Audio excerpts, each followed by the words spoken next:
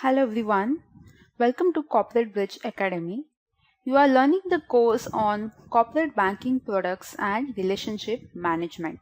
So this course is basically divided into two parts, that is corporate banking and its products, and then we move forward with the concept of relationship management.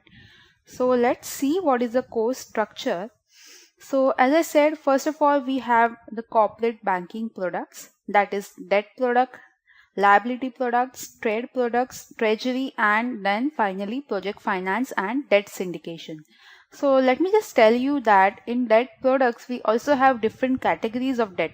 So we are going to actually learn this when we start with the concept of debt products, and so follows for liability products. That is, for liability products also we have 3 or 4 different kinds of liability products. So we are going to learn them in detail. In trade products, we are going to learn the concept of factoring, bank guarantee, letter of credit, etc.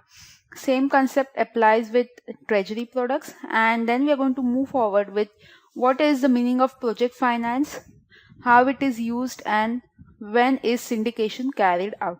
So this is about the corporate banking products. So once we are done with this, then we move on to the concepts of relationship management. So basically, first of all, we are going to start with a case or an animated video to understand exactly what is relationship management. Then we are going to move forward and understand what is the definition, the purpose, and how does information technology plays a very vital role in relationship management. Then we are going to take an example to understand how relationship management work and how you can use it to enhance your sales and your business. Then we are going to move forward and understand what can be different effective steps for any organization if it wants to implement relationship management. So what steps it should follow are listed in this guide. Then we are going to move forward and understand how relationship management is been carried out in banking sector. And then finally, we are going to start with the merits and demerits of relationship management. So let's first start with corporate banking products. Okay, so let us understand what is corporate banking. Now, basically, let me just tell you how we can go forward about it. Here we have a bank. So let's say this is a bank that we have. Now, you must have gone to a bank hundreds of times, or your parents must be carrying out various banking operations. So on individual level, we know what are the services which are given by bank, because we go to bank like every week. We have some transactions which are involved with bank. So on individual level, we are quite clear with what are the concepts that are applied to a bank and how we can open an account, a saving account, a current account. So we are little bit aware of this concept, that how individuals can open their accounts in bank and how they can carry out with different transactions.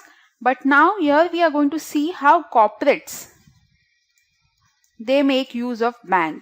Okay, so we are going to see how corporate banking, which is also known as business banking, it applies to various corporates, or we also have government which will make use of bank, and we have different kinds of organization or significant institutes which avail the services of the bank.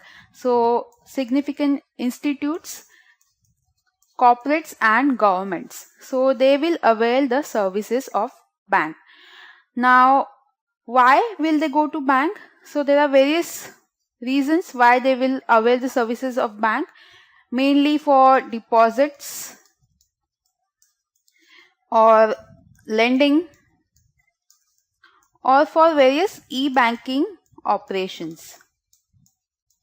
So we are going to see these concepts, how they are applied to bank with respect to various corporates, and we are going to see what are the different products which are made available by banks for these corporates. So we are going to see the corporate banking products which are made available by these banks, so applied over here.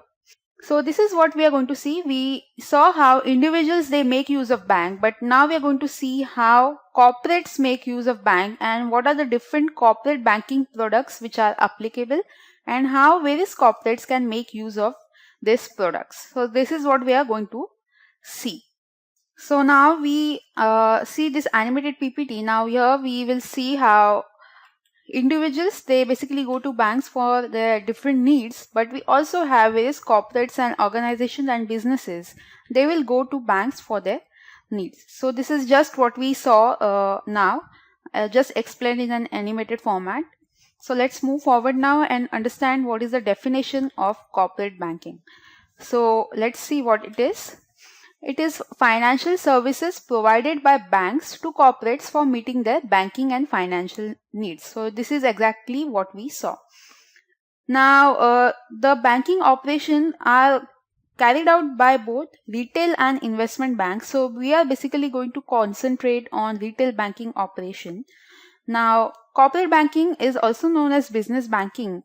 And as we saw, it deals with corporate customers. So not just individuals like us, we are going to see a different class of banking, that is corporate banking.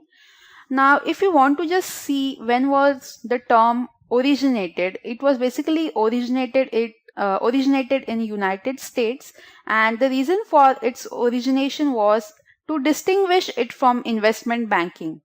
So basically started in the year 1933 to distinguish the two terms, that is investment banking and corporate banking. So now this term is quite regularly used, and there are various corporate banking operations which are carried out in day-to-day operations of the business. So let's see what are the different corporate banking operations.